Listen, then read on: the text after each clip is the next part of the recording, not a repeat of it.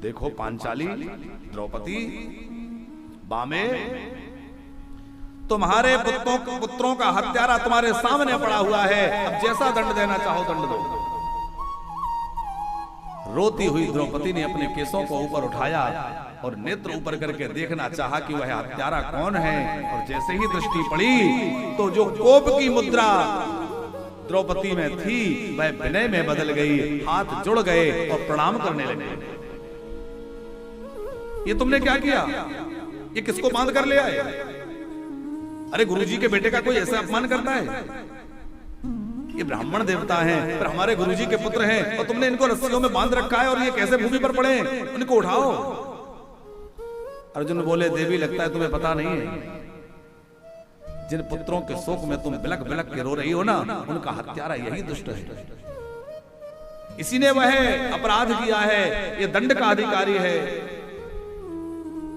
द्रौपदी कहने लगी, उवाच चा सहहन्यस्य वंदना नयनम सती मुच्यता मुच्यता में स ब्राह्मणो नितिरा गुरु।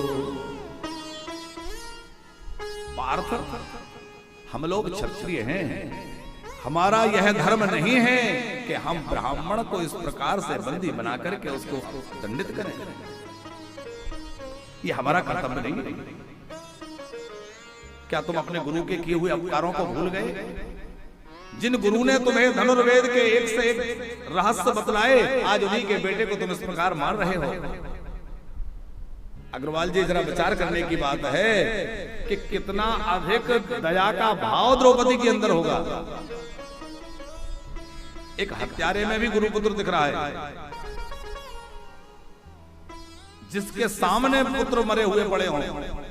कुछ पुरानी बात हो तो ऐसा है कि चलो अब जो हो गया हो गया, लेकिन अभी उन पुत्रों के रक्त रंजित सब जो है सामने पड़े हैं, और द्रौपदी हत्यारे को प्रणाम कर रही है, कह रही है इन्हें बंधन करके छोड़ दो, क्योंकि बैर की शांति सदैव निर्वैरता से होती है, क्रोध की शांति शांति से ही होगी। अब किसी ने क्रोध किया और बदले में हम भी क्रोध करें, उसने हमें एक बात कही, बदले में हम दो सुना दें, कभी झगड़ा समाप्त होगा? बढ़ता ही चला जाएगा, उसका कोई अंत नहीं है, अंतहीन विवाद चलता चला जाएगा। लेकिन किसी एक ने हमें अपशब्द कहा, कुछ क्रोध में है और हम थोड़ा शांत रह गए, बात टल जाएगी।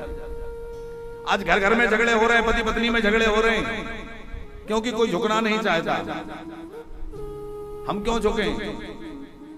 अरे हम कहते हैं एक को क्रोध आ गया, थोड़ा कोई बात हो गई, उसका मूड अपसेट है, नहीं ठीक लगा, कुछ बात मन में आ गई और थोड़ा डांट दिया, और एक थोड़ा सा मुस्कुरा के सॉरी, पूरी बात ही समाप्त हो जाएगी, झगड़ा पूरा खत्म हो जाएगा कि नहीं?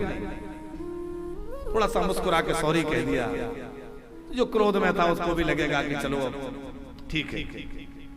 अच्छा मुझसे ऐसा कहा, फिर जो महाभारत छड़ेगी वो अंतहीन है, फिर पता नहीं कहां ले जाएगा।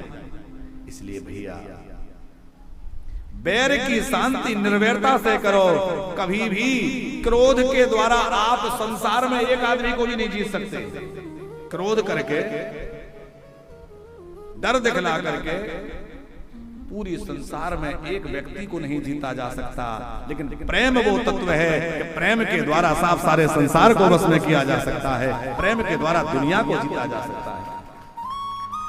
केवल मनुष्यों की बात नहीं है, अरे प्रेम वह तत्व है कि हिंसक पशु भी हिंसा छोड़ देते हैं और हिंसा छोड़ करके महात्माओं के पास आकर बैठ जाते हैं, महात्माओं को क्षति नहीं पहुंचाते। ये उनके प्रेम का परिणाम है। अब युधिष्ठिर महाराज भी कह रहे हैं जो हो गया सो हो गया, लेकिन अब इनको मारना उचित नहीं है। लेकिन भीमसेन तो कह रहा है अर्जुन तुमने छोड़ दिया, मैं मार डालूंगा, यह पापी है। भीमसेन का तर्क है कि कब तक सहें, लेकिन धर्मराज युधिष्ठिर कह रहे हैं नहीं नहीं, हम लोग धर्म को नहीं छोड़ेंगे। विपत्ति के काल में भी जो अपने धर्म को ना छोड़े वही तो सच्चा धर्मात्मा है।